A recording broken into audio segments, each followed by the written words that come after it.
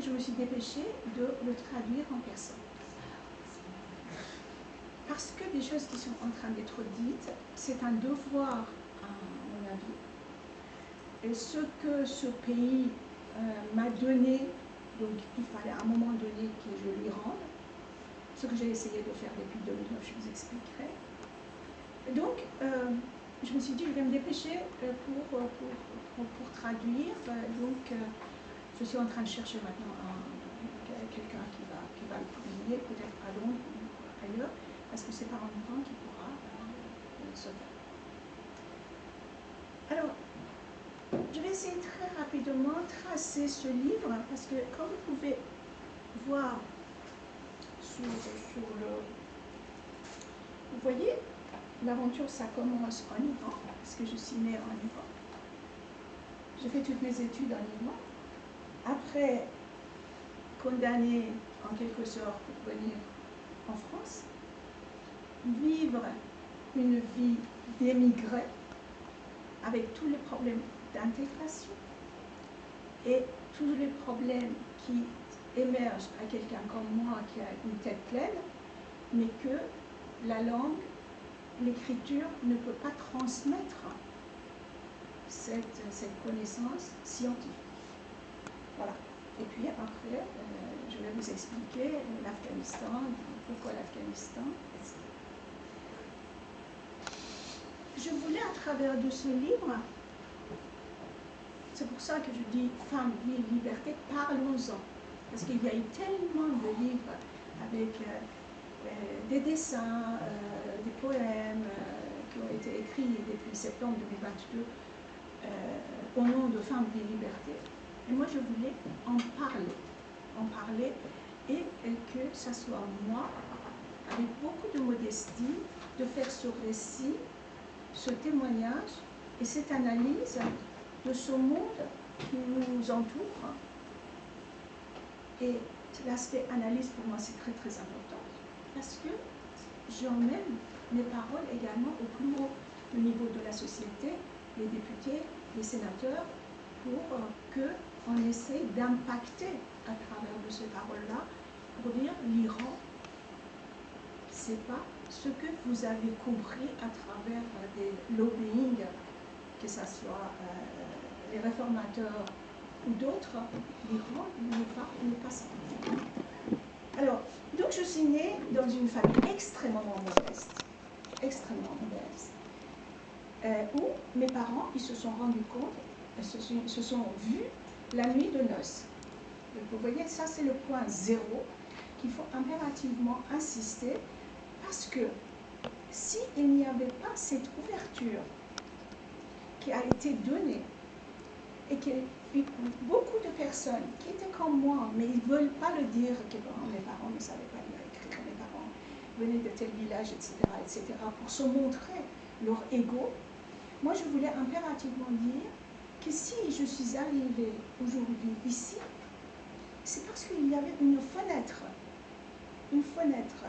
d'émancipation, une fenêtre qui a pu me permettre de faire des études gracieusement, parce que mes parents ne pouvaient pas, on était 4 enfants, ne pouvaient pas me payer des études. Et compte tenu que j'étais très brillante, j'ai fait tout ce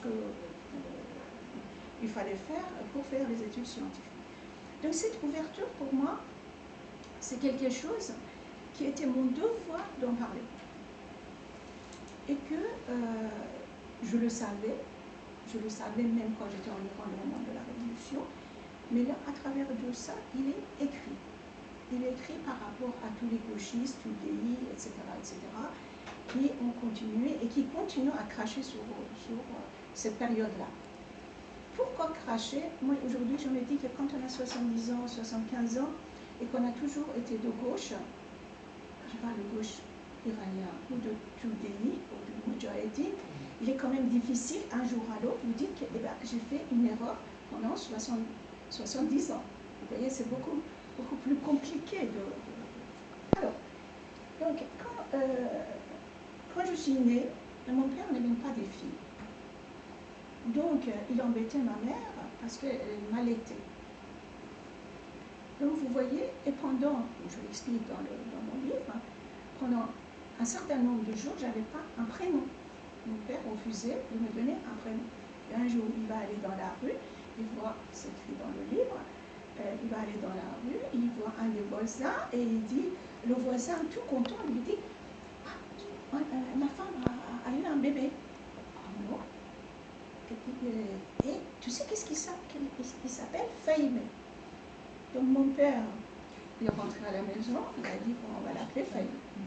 Voilà, mon prénom est trouvé dans un allée entre deux hommes un qui ne voulait absolument pas me voir et que l'autre était super content d'avoir. Au fur et à mesure, moi j'adorais la littérature, mais je me disais, je voudrais faire des études scientifiques pour devenir une femme différente, parce que je ne voulais pas être maîtresse d'une école ou bien aller dans un lycée pour apprendre pour enseigner tel ou tel sujet. Donc chaque étape de ma vie était un combat, parce qu'à l'époque, il n'y avait pas beaucoup de lycées où il y avait pour des filles les filières scientifiques. Donc dans le livre, j'explique comment on a réussi à s'organiser pour que j'aille et faire l'étude Bac C, l'équivalent de Bac C de l'époque, et puis après de passer le concours de l'université de Téhéran, qui vous savez ô combien est difficile, et je suis arrivée à un niveau où je pouvais choisir n'importe quelle filière, c'est-à-dire la médecine, l'architecture, l'ingénieur ou autre chose. Et donc j'ai commencé à entrer à l'université, la faculté de physique, où on était 6 filles, et le reste 150 garçons. Moi qui n'avais jamais vu les garçons, et que pour pouvoir continuer à aller à l'école, j'étais obligée de baisser la tête tout au long, parce que mes frères veillaient pour être sûrs que je ne serais pas émancipée en allant sur la route de l'école. Donc, vous imaginez arriver dans un amphithéâtre où on est 6 filles et le reste, c'est les garçons. Pour moi, c'était quelque chose d'incroyable, et où les garçons comprenaient parfaitement mon dilemme, et qui balançaient des papillons en avion dans mes cheveux longs, et que j'avais même pas osé de les enlever. Voilà par rapport à aujourd'hui, où il y a 65% tous cursus confondus des femmes dans les universités. Vous voyez, à nouveau, j'insiste sur cette fenêtre d'émancipation qui a été créée. Bien. Et compte tenu que j'étais très brillante comme étudiante, ben, j'ai pu faire mon licence rapidement. Et puis, j'ai passé un autre petit concours où j'ai entré pour un master de 2 ans, après 4 ans, international, organisé par l'Organisation mondiale de la santé. Puis, à cette époque-là, il y avait pas mal de programmes nucléaires qui allaient émerger dans la région, et ils voulaient avoir des personnes de chaque pays d'être spécialistes dans ce domaine. Donc, pareillement, j'ai pu passer ce concours-là. Avec mon argent de poche, pendant que j'allais à l'université, j'allais apprendre l'anglais. Donc, pour l'anglais, j'étais bilingue. Et j'ai pu entrer là. Et voilà, moi, de devenir un physicien nucléaire dans le domaine.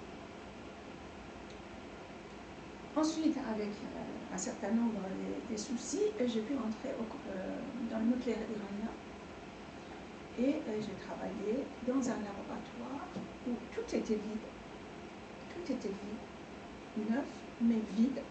On m'a donné un chéquier et on m'a dit, on a confiance en vous, faites installer les équipements, embauchez les personnes qu'il faut, etc.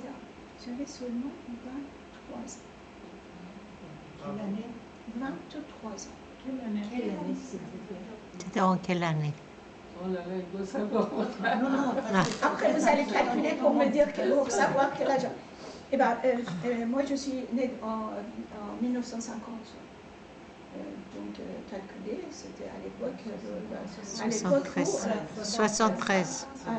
voilà, à l'époque où le 1960. Shah d'Iran a développé, a fait développer le projet nucléaire, qui aujourd'hui, quand on regarde ce qu'il a dit à l'époque, que le pétrole est l'héritage pour les générations futures, donc on doit avoir d'autres énergies alternatives. Aujourd'hui encore, en France, on a des problèmes avec des lobbyistes pétrolières qui ne veulent pas développer comme il faut, ils freinent sur ce développement d'énergie alternative. Bien.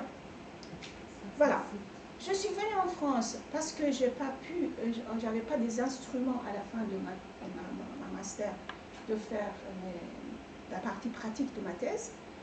Donc ils ont dit, bah, écoutez, elle est très intelligente, elle est très bien, Organisation mondiale de la santé, il faut l'envoyer à un endroit où on est, c'est le meilleur de meilleur au niveau mondial. Alors je dis que moi je ne parlais pas français, et ils ont dit, mais c'est pas grave, là-bas ils parlent anglais. Donc moi, je me suis embarquée au centre d'études nucléaires de Fontenay-Rose où Madame Curie a fait tous ses expériences. Et j'ai commencé à faire les mesures, et c'est là que j'ai rencontré